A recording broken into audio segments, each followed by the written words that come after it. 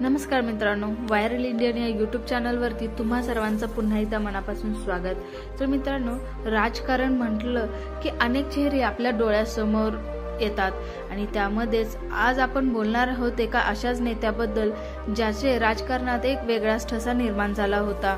सध्या ते आपल्यामध्ये नाहीत, परंतु त्यांच्या व्यक्तिमत्वाने एक राजकारणावर अलगच छाप सोडली आहे।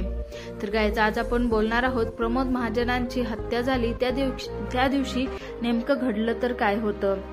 तर 13 दिवस मृत्यूशी झुंज दिल्यानंतर अखेर भाजपचे नेते प्रमोद महाजन यांनी प्राणज्योत मालवली होती मुंबईच्या हिंदुजा रुग्णालयात। तर 3 मे 2006 ला प्रमोद महाजनाचा मृत्यू झाला। तसेच आता त्यांच्या मृत्यूला 17 भरपूर अशी वर्षे झाली आहेत, परंतु एक प्रश्न अजूनही अनुत्तरित आहे की प्रवीण महाजनांनी प्रमोद महाजनाची हत्या अखेर केली का होती। भावाच्या हत्येप्रकरणी जन्मठेपेची शिक्षा झाल्यानंतर नाशिक जेलमध्ये प्रवीण महाजन यांनी माझा अल्बम नावाचे एक पुस्तक लिहिलं। हे पुस्तक वादाचा विषय बनला। प्रवीण महाजन यांच्या पुस्तकातील काही भाग वर्तमानपत्रातही छापण्यात आला होता। तो असा होता की हे सर्व कसं घडलं आणि कोणी केलं हे लोकांना कधीच कळणार नाही। तर आता बघू आपण हत्येच्या दिवशी नेमकं काय घडलं होतं। तो दिवस होता 22 एप्रिल 2006, वार शनिवार। सकाळचे 7:30 वाजले होते। भाजप नेते प्रमोद महाजन मुंबईतील वरळी परिसरातल्या पूर्णा निवासस्थानी होते। हातात पेपर आणि समोर चहाचा कप। समोरच्या टीव्हीवर बातम्या सुरू होत्या। महाजन कुटुंबियांसाठी ही सकाळ सामान्य दिवसाप्रमाणेच होती। महाजनांच्या त्या दिवशी कोणी मोठा नेता किंवा कार्यकर्ते भेटायला येणार नव्हते, त्यामुळे पांढरा कुर्ता घातलेले महाजन दिवसाची नेहमीप्रमाणे सुरुवात करण्याच्या तयारीत होते आणि दरवाजावरची ती बेल वाजली। त्यांचे छोटे बंधू प्रवीण महाजन समोर उभे होते। जीन्स आणि टी शर्ट घातलेले प्रवीण महाजन आत आले। बहुधा प्रमोद महाजन यांना याची कल्पना नसावी, कारण प्रवीण महाजन फारसे प्रमोद महाजनांच्या घरी येत नसत। प्रमोद महाजनांनी विचारलं, तू इथे कसा? प्रवीण महाजन सोफ्यावर बसले आणि त्यांनी तक्रारीचा पाढा वाचण्यास सुरुवात केला।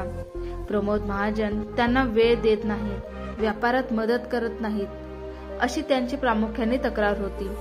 त्यानंतर दोन्ही भावात काही काळ चर्चा झाली आणि अचानक 7:40च्या सुमारास 10 मिनिटांपूर्वी मोठ्या भावाला भेटण्यासाठी आलेल्या प्रवीण महाजनांनी आपल्याकडचं 32 बोअरचं पिस्तूल बाहेर काढले आणि प्रमोद महाजनांवर पॉइंट ब्लॅक रेंजवरून गोळ्या झाडल्या।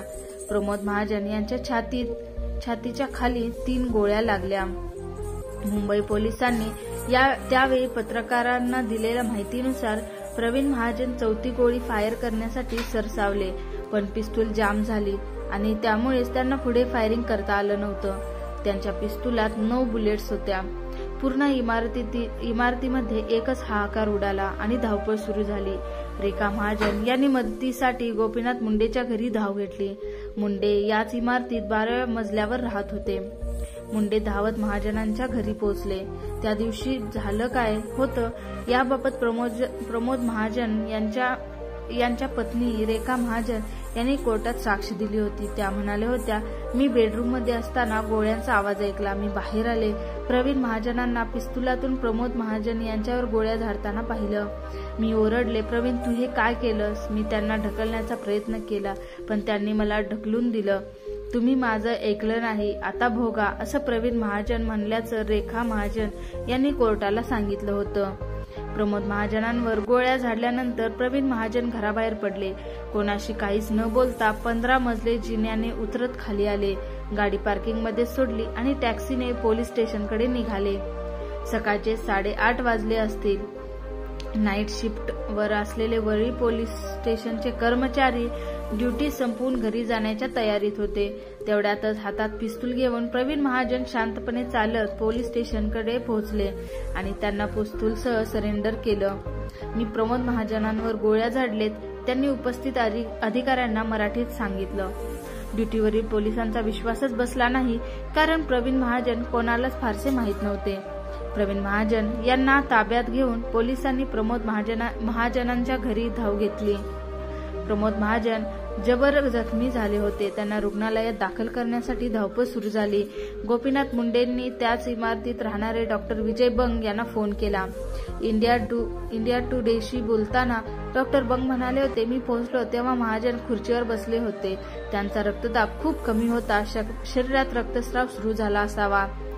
गोपीनाथ मुंडे आणि रेखा महाजन यांनी प्रमोद महाजनांना हिंदुजा रुग्णालयात दाखल केलं. प्रमोद महाजन भाजपचे मोठे नेते होते, त्यामुळे डॉक्टरांनी तातडीने उपचार सुरू केले. कोर्टात साक्ष देताना रेखा महाजन पुढे म्हणाल्या होत्या, रुग्णालयात नेताना प्रमोद महाजन शुद्धीवर होते. ते मुंडेंना म्हणाले, मी असं काय केलं होतं की प्रवीणने माझ्यावर गोळ्या झाडल्या.